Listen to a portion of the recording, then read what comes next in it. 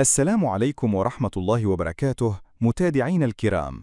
أهلا وسهلا بكم في ملخص سريع لنتائج الجولة الثانية من الدور الإسباني لكرة القدم. جولة مثيرة شهدت العديد من المفاجآت والأهداف.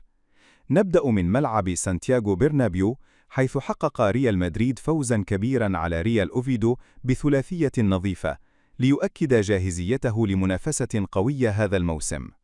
وفي مباراة قوية أخرى، برشلونة بصعوبة ينتصر على ليفانتي بنتيجة 3 أهداف مقابل هدفين، ليحصد نقاطا مهمة أمام جماهيره.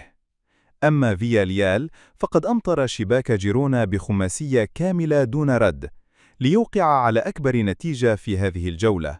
وفي القمة التي جمعت إلتشي بأتليتيكو مدريد، انتهت المواجهة بالتعادل الإيجابي هدف لمثله، ليتقاسم الفريقان النقاط.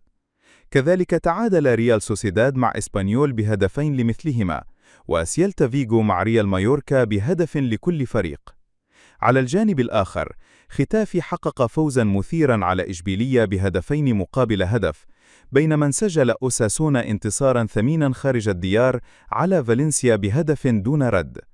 وفي باقي النتائج، ريال تيتس تفوق على ديبورتيفو ألافيز بهدف نظيف، فيما خطف أتلتيك بلباو فوزا صعبا من رايو فاليكانو بهدف مقابل لا شيء. هكذا تنتهي الجولة الثانية من الدور الإسباني، جولة عرفت تألق الكبار ومفاجآت مثيرة زادت من حماس المنافسة مبكرا. كان هذا ملخصنا لنتائج الجولة الثانية. لا تنسوا الاشتراك في القناة وتفعيل زر الجرس ليصلكم كل جديد. وإلى اللقاء في الجولة القادمة.